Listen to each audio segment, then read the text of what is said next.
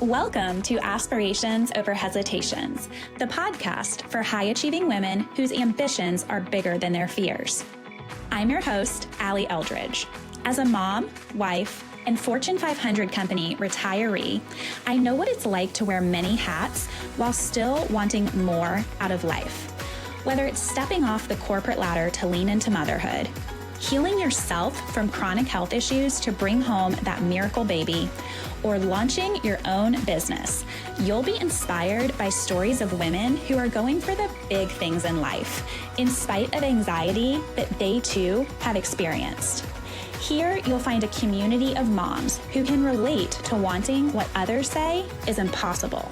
They embrace alternative ways of thinking, working, and being, even when it comes with some uncertainty. One thing's for sure. If you want to live an unconventional, extraordinary life full of freedom and flexibility, you have to be willing to do things a little differently. Are you ready to say yes to choosing your aspirations over hesitations? Let's jump in.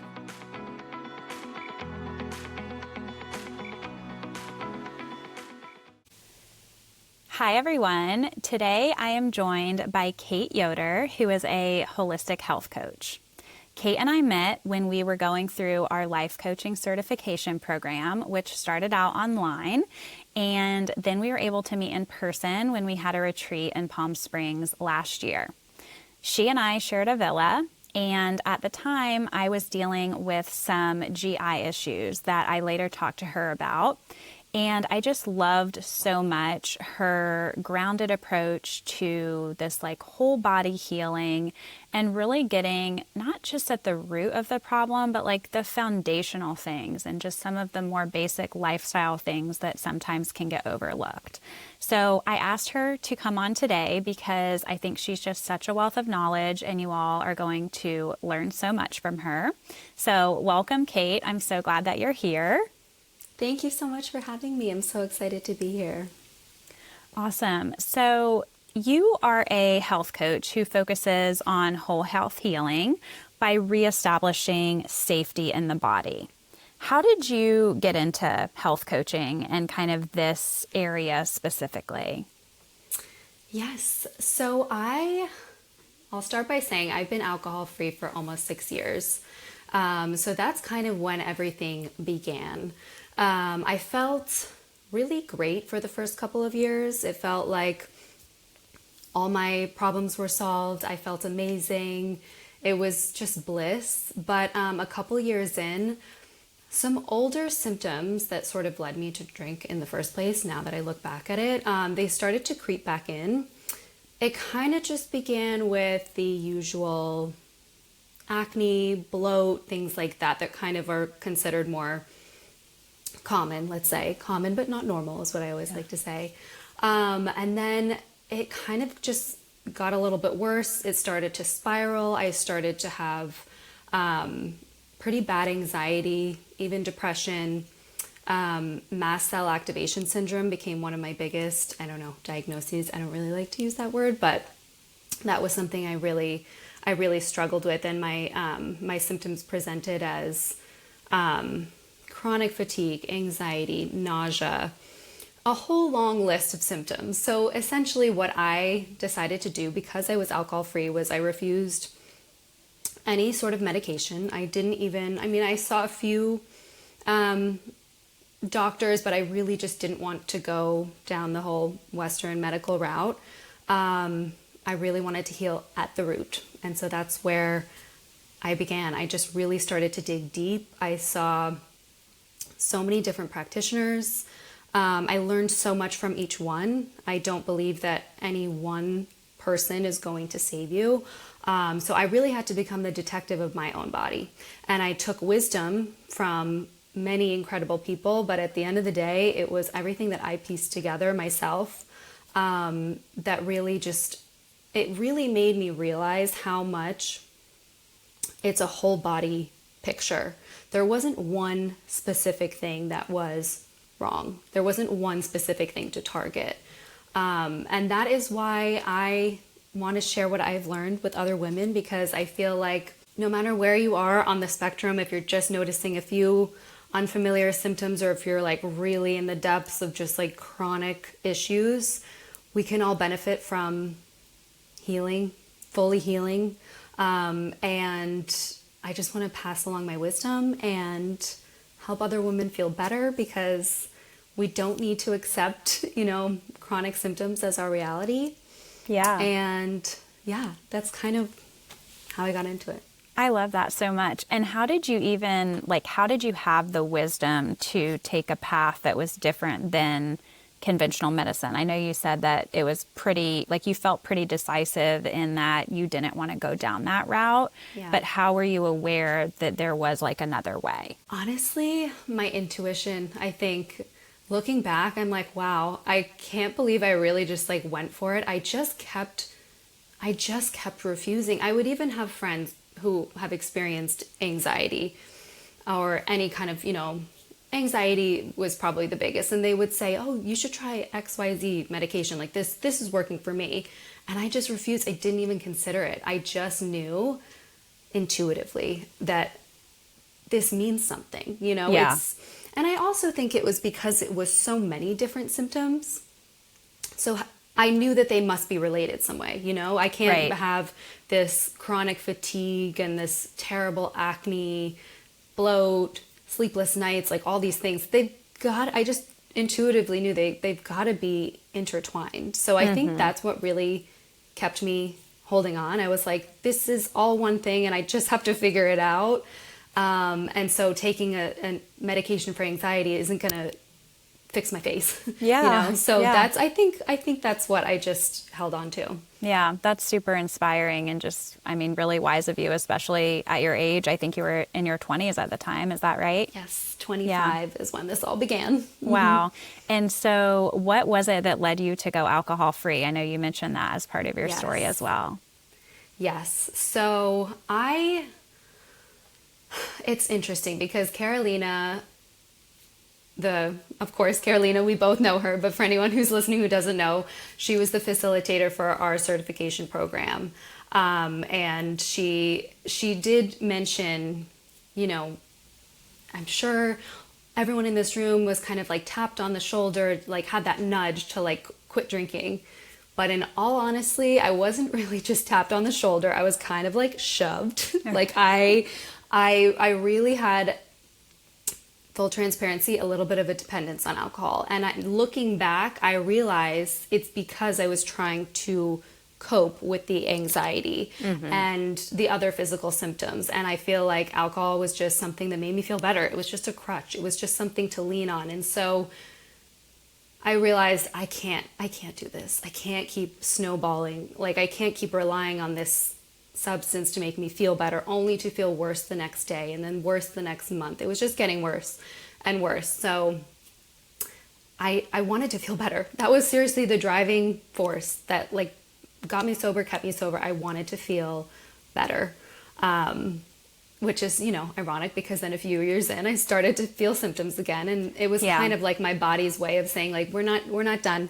Like, yes, you went alcohol free and that's amazing, but there's more work to be done as far as healing really systemically. So yeah, it is such a big step forward in I think anyone's health journey, but you're right, it's not the only thing. Like when I stopped drinking, I see some people have these stories. It's like, oh yeah, I instantly lost 5 pounds and like I wish, but that didn't happen for me. The glow up, it lasts a couple months. You're like, wow, this is amazing, and then there's more to be done, because if you think about what we were doing, to our bodies for so long, of course our bodies are now screaming for help. If, again, on any kind of level, even if it's just subtle symptoms or, deeper imbalances, our body is asking for healing.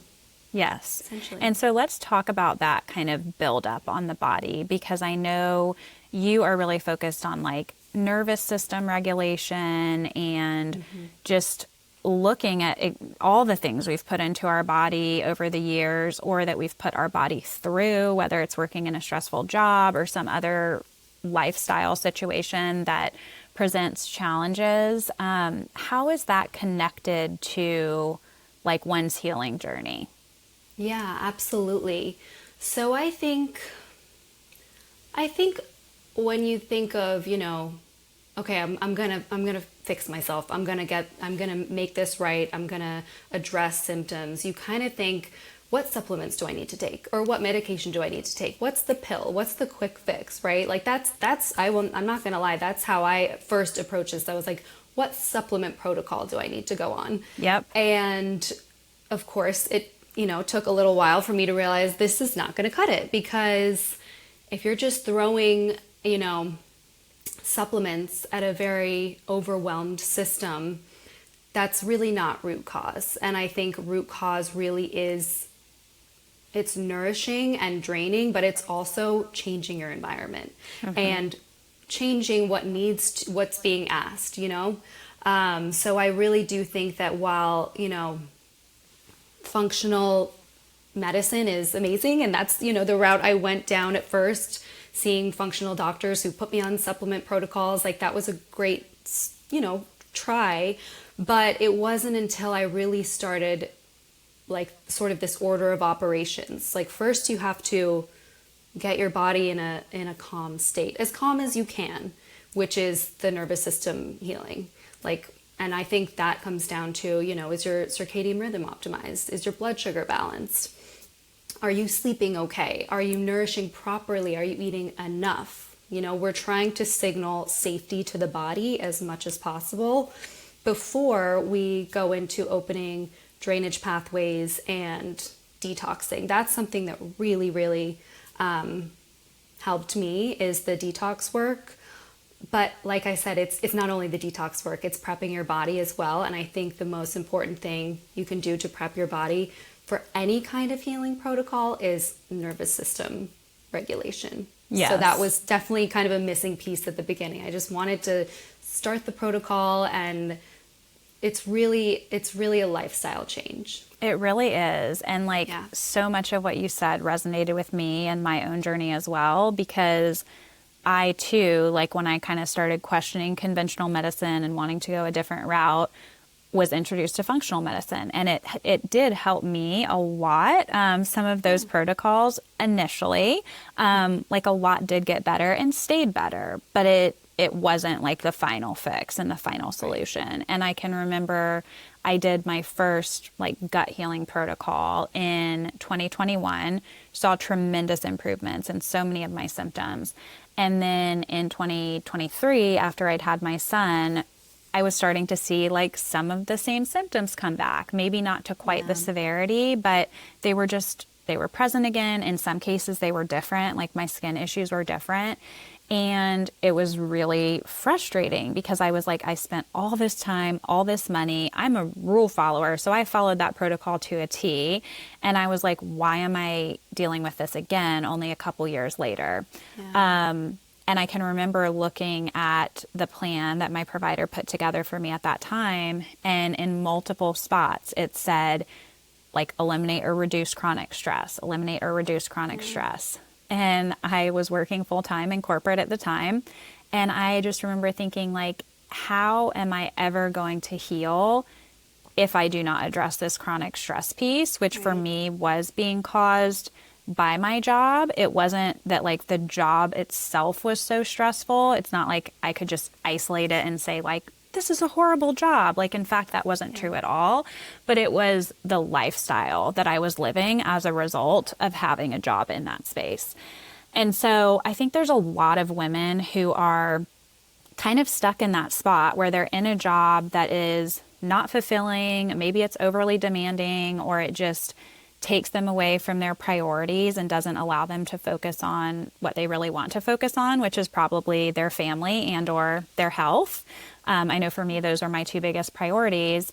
But how do you help somebody like this who thinks that kind of just this state of stress is normal, but they are experiencing these physical imbalances? What is the connection between those two things that you see playing out for people? Yeah, so I think in general, we use this word normal so much. And, I just, like I said, I think we live in this day and age where we normalize so much. It's amazing. Don't get me wrong. I mean, the fact that we can all relate, and it doesn't have to be so taboo to talk about things like anxiety and overwhelm, and we can talk about burnout and admit that we're just not feeling well or not feeling great, but it's like, okay, well, what are we going to do about it, right? If we just keep normalizing everything to such an extreme level, then we're kind of just admitting that, okay, we're accepting this as our reality. Like, we can all just feel burnt out all the time and feel stressed and not eat enough and just prioritize, what we think we should be doing, especially as women. We are not built the same as men. And so I think it's really important to take a step back and just kind of take a look at your priorities. And I'm not saying everybody should, completely just pack up their stuff and move to a cabin in the woods. Like, that's not, you can't really just change everything about your life, but you can implement these small habits into your day-to-day that do prioritize your well-being. And you can start with the foundational pieces, really. I mean, you can just begin to notice symptoms and notice what does make you stressed, right? Notice, are you prioritizing good sleep, or are you ending your day scrolling on social media, which is going to impact your, melatonin? Like, we can make these doable, manageable shifts. And I think a lot of the time, like I said, we normalize all of this so much that we're sort of just saying, like, no, this is just how it is. This is just how I eat, how I sleep. I don't have enough time for exercise, or all these types of, I don't want to call them excuses, because I know people are doing their best, but I think we've kind of just gotten in the habit of, like, this is just normal. This is how we live. So I think really recognizing what is draining me, what is making me feel like I'm just not very fulfilled, like what is draining my cup instead of filling it, And I think recognizing it and pinpointing it it's okay. It's okay to want to change something in your life. It's actually very necessary to prioritize your health so you can show up as your best version of yourself. So I think, again, we can normalize it. That's amazing. But what are we going to do about it? Are we going to settle for medications that might not work and, jobs that we hate that drown us and just this chaotic lifestyle? Or are we going to really make a change, even if it's the hard route? Like, it wasn't easy for me to just say, okay, I'm just gonna live with these symptoms year after year and really try and pinpoint it, when I could have just given up, So that's kind of like, it's definitely a message I want to spread to anyone listening, or my clients, is just, it is possible to feel better and to fulfill what we were meant to do. Yeah, it's definitely not easy. Like you said, it does require taking a stand, whether it comes to like taking your health into your own hands like you did, or leaving the corporate environment, considering leaving the corporate environment. It's like, I love that you gave the listeners almost like a permission slip to take a step back and really think about, like, what do you want? What makes you feel good? What doesn't make you feel good? I think so many women are scared of like doing that because I don't know, maybe they think they'll be labeled like selfish or unrealistic or, just any of these terms that are thrown out by people that want everyone to kind of like fit the mold and do what serves them rather than what serves the individual. Exactly. Yeah.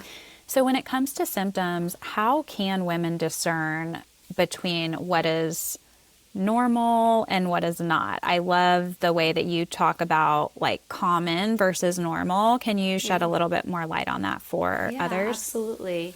Like I said, I mean, we're not striving for perfection. I never want to strive for perfection. I think being so fixated on being perfect and living the most perfect lifestyle and eating everything that is so organic and, it causes stress. That's we're trying to avoid stress as much as possible. And that, toxicity can be more harmful than the toxins themselves that you're putting into your body. So I don't want to, create any sort of sense of perfection, but I do want to, like I said, acknowledge that just because something is common does not mean it's necessarily normal. And so I think if you're noticing something that is common but not normal, or just, what you may believe to just be kind of like, okay, this is normal for me at least. I've had this for years. Recognize what does trigger it. I think identifying your triggers is the most important thing. If you're at that level where you can just, make some certain shifts, foundational shifts, and just try new things and just say like, okay, like that was my, I'm not saying eliminate any foods, but that was like my trigger, and you can kind of like work around it and just see what works for you, and you're fine. And it doesn't take a whole huge healing process to feel better. You might literally just need to just optimize your circadian rhythm, as you and I have talked about, getting more sunshine, getting more light, those sort of foundational things. Balancing your blood sugar, don't drink coffee on an empty stomach, just making those little just tweaks. That's amazing. But if you're noticing, okay, I've done all this foundational work, but I'm still just not feeling well, or I'm still so symptomatic, that's when I would say we would kind of head into the more detox work, because clearly there's stuff that needs to be drained. As much as we nourish ourselves, we also need to drain what's no longer serving us. So I would say just get curious, kind of pay attention. When did this start?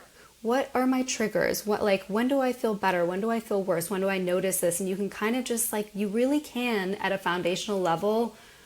I believe nature is so healing, and you can make those lifestyle changes that really make a difference on your health.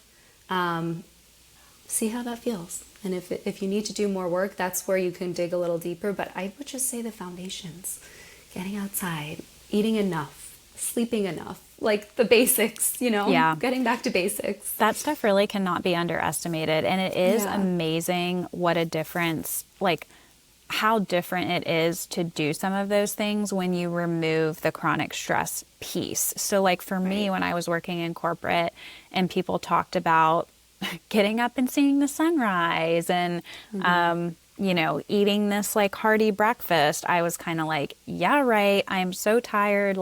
I'm not waking up until my alarm goes off. I'm having to press snooze, all of these things.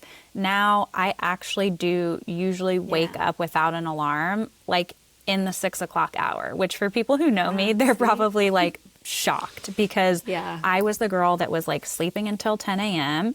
and just thought that I needed a lot of sleep. I needed 12 hours of sleep. But no, it was because at that stage of my life, my body was exhausted and just craving so much more than what I was giving it. Yeah, there was no room to even prioritize just the basics, because you were just drained. Yeah.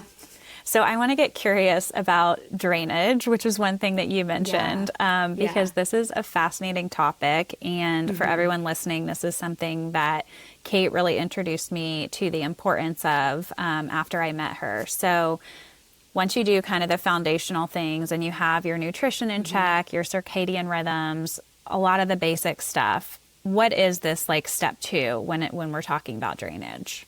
Yes, absolutely. So like I said, this work was very pivotal for me.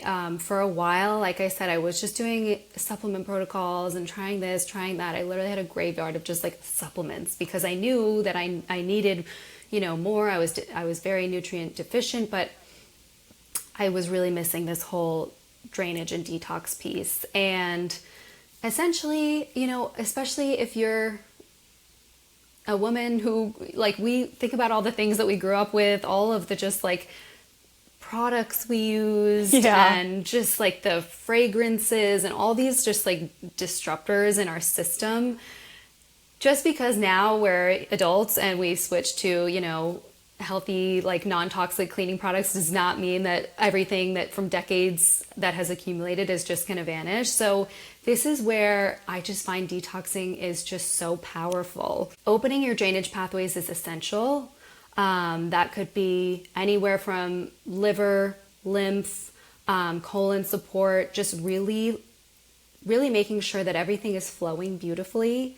And then what has really made a huge difference on my health is parasite cleansing, which I know sounds very strange to some who aren't familiar with it. And you think, okay, well, we don't live in a third world country. I don't have parasites, but it's essentially what it is parasites are sort of like the cleanup crew. So if you have so many toxins accumulating in your body and your tissues and your cells, you're going to sort of get these overgrowths that are here to clean up all the toxins. But then having so many pathogenic overgrowths wreak havoc on the body and just are the source of so many unwanted symptoms. So that's where my detox work comes in. It's really powerful. It's really beautiful. It is just really a way for you to kind of just, it's a reset. You're really, if done safely and effectively, again, opening those drainage pathways, prioritizing movement, the foundations, sunshine, all these things, so that you can detox with ease and instead of recirculating all these toxins, that's really, it's a game changer.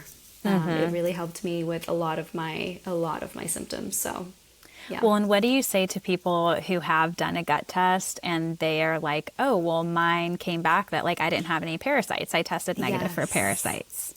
I did too. And let me tell you, it's definitely inaccurate. A lot of GI tests do not detect parasites at all.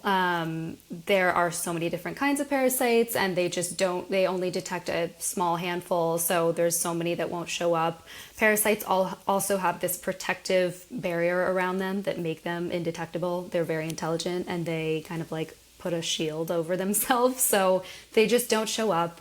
A lot of people who experience chronic symptoms, I will say, I do believe a majority of it comes down to a toxicity issue, which does come down to parasites because, like I said, they're the cleanup crew. So if you're overloaded with toxins, overburdened, you are likely dealing with some parasites. And yeah, like I said, it's a beautiful transformation. It's nothing to be like afraid of, or it's really a game changer. Yeah. And yeah. Yeah, I'm not going to lie. I was really intimidated going into it when you told me like what it entailed, but you made it like so manageable. You walked me through every single step, and I also was really blown away by the outcomes because same, like I didn't have anything show up on a gut test saying I had parasites or worms. And then I did, and it's like disgusting. But the thing that I say to anyone who's like, ew, what's wrong with you? I'm like, guess what? You have them too. They're just living inside of you. Exactly. It's so crazy that we just don't realize. It's just not talked about. I know. It's just not talked about. So it is very interesting when you first bring it up to people and they're like, what are you talking about? But so what are the symptoms? What are the symptoms that you see in people in your practice when you're like, okay, I think we need to do some of this drainage work? Yeah, I would say there's so many different things, but primarily what I see in clients and what I focused on with myself and what I see is just the most common amongst women is having any kind of skin issues, whether that be acne, eczema, psoriasis. That's a big one, and that points to liver stagnation, which is very interconnected to gut healing as well. If the gut is imbalanced and has infections, the liver is likely going to be very stagnant. They work hand in hand. I would say brain fog is a big one. Irritability, mood issues, insomnia is a big one, or just disrupted sleep, waking in the middle of the night, tossing and turning, things like that. Our hormones is huge. I would say irregular cycles or just heavy, painful bleeds. That is a big one that we have, again, kind of normalized and just sort of accepted. And, then we're just told to go on birth control and mask all the symptoms. And yeah. And again, while these symptoms are all common, I just don't believe masking is the way to go, because then they're just going to snowball and get worse over time. I've been there. I used to ignore my symptoms, and it catches up with you. So yeah, I would say those are probably the biggest ones. Okay. So what has surprised you most about, I guess, your own healing journey, or even like the alcohol-free component of going alcohol-free, and just how that has led to so many changes in your life? Yeah, I think the most surprising element of my entire healing journey is just how beautiful it is. I mean, I'm not gonna lie, it's rough. I have this like quote that I always think about whenever I'm having a moment, and it's the only way out is through. And you have to feel your symptoms in order to rid your body of them. It sounds counterintuitive that the protocols that we go on and the things that we do to heal our bodies make us feel worse at the time, but it's really just a way for you to say goodbye to them. And I do feel like that is a very beautiful process, because a lot of old emotions come up, a lot of stored emotions, things that you haven't really addressed ever. Physical toxins and emotional toxins, they come up during the healing process. They came up in my early sobriety too. I mean, even though physically, symptom-wise, I was feeling fine, emotionally, it was challenging. I had to face a lot of shame from my drinking days, and just even, things that other people in my life they're over it. If I had any, instances where I just felt like I wasn't my true self and I felt embarrassed about how I behaved, everyone else had moved on, but I had to kind of relive that.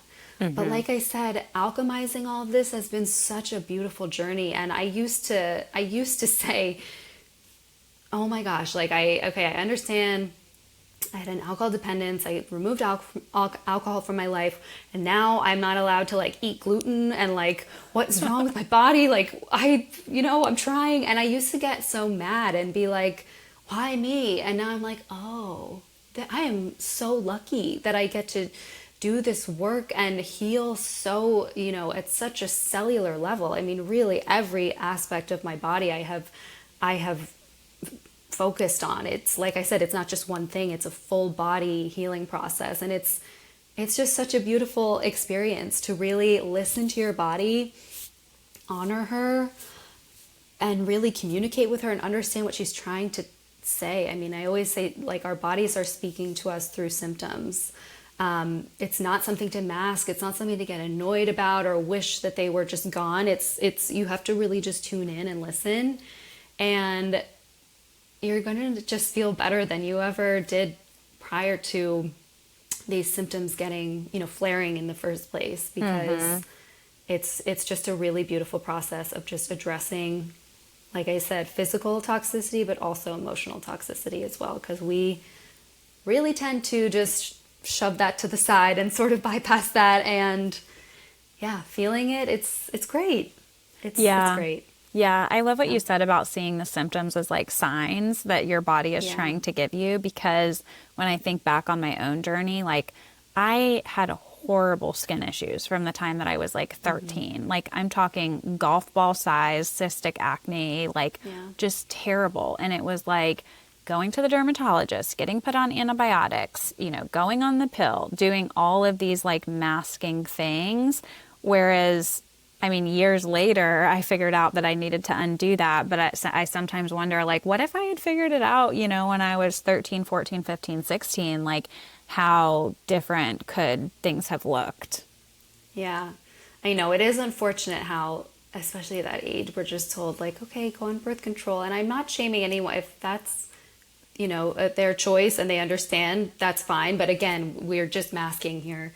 And so really tuning into what your body is asking for. And again, it might not be, oh, okay, cut out this food group or whatever is your trigger temporarily, but it could be environmental changes and, switching careers or getting out of a relationship that doesn't serve you. Like there's all these different avenues you can take to really listen to your body. Like, what is she trying to tell me? She's uncomfortable. She doesn't feel safe.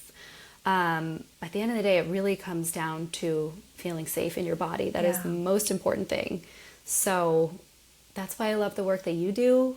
I think it's all so important. Again, it's not just about the physical detox and the, supplements we take. It's about a whole lifestyle approach.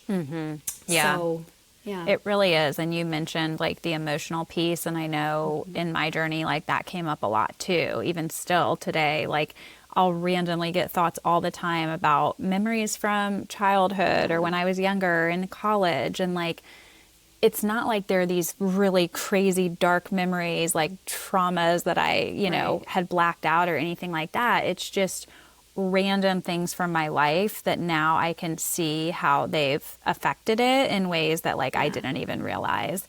So when somebody is going through a healing journey, like what practices do you recommend to support like the emotional things that might come up during? Yeah. Absolutely. I think somatic work is really beautiful. And I didn't even mention before, but doing the physical detox is amazing, but also doing the emotional work alongside it is just as important. It's 50-50, truly.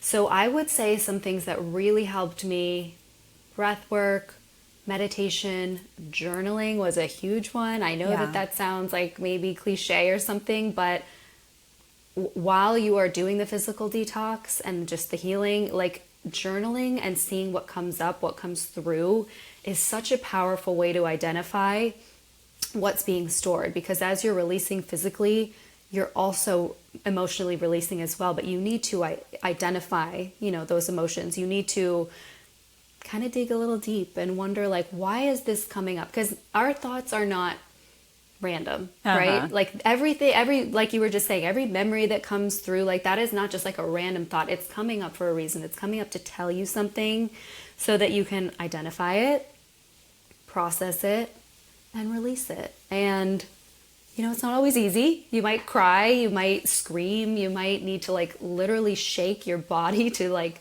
get this dense energy moving, but it's all part of the process. It's just, it cannot be ignored fully. Like if you're just going on some like 30-day cleanse and you're just taking these supplements or these juices, or that's, maybe it'll do something, that's great. But if you're really trying to heal at the root, you've got to just address all these different layers, and that does include the emotional piece. So yeah.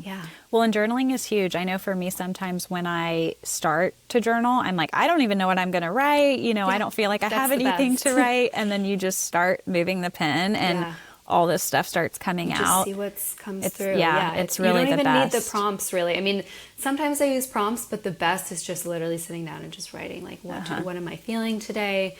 Anything that comes through, I think, is just the most powerful tool. Yeah. So how can people work with you if they're interested in optimizing their health and having some support along the way? Yeah, absolutely. So right now I am taking clients one-on-one. I'm just really in a place where I feel like I just want to connect one-on-one, hear your whole story, really dig deep, get into it. The base of my work definitely involves everything that we've talked about as far as the foundational pieces, opening drainage pathways and cleansing, supporting your liver. So many amazing things we can do there as well. So definitely that's like the base of it. But as far as fine tuning, that's absolutely something that I want to prioritize, because no single body is the same. No person's experiences are the same. And so I do want to tailor your protocol to what you might be needing at this moment, because there's no one size fits all approach, especially when it comes to, well, really anything. Like we can't all nourish ourselves the same. We might have different triggers based on different symptoms we're experiencing, different issues. So I just really want to work individually with people to fine tune their approach and tailor to their specific needs. But that is typically the process. Full body root cause healing to finally just sort of address what's been lingering, instead of, like I said, like not knocking any other approach, but for me personally, just those supplement protocols and just, hopping to different random cleanses, things like that, it didn't do it for me. Healing takes time.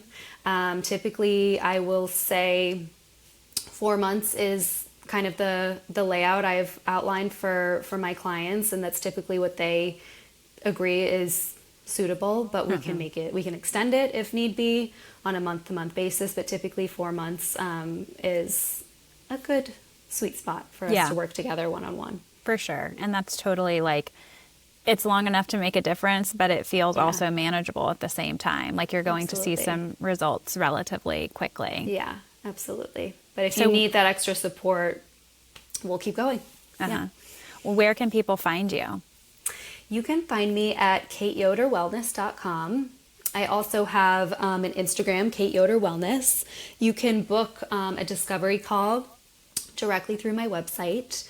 I have the discovery call in there just so we can chat prior, make sure, we're a good fit, all that, and then we can get started as soon as possible. Awesome. Well, thanks again for coming on the podcast today. You have so much wisdom to share. Yes, this was a really fun conversation. So fun. I can't wait to be back. Yes. We'll have to do it again sometime soon. Sounds all right. good. Bye. If you loved this episode, please sign up for my email list, the AE Insider Club, where you will be the first to know about new conversations and upcoming guests. Also, please subscribe to the podcast and leave a review. It really helps newer shows like this one. I'll see you next time.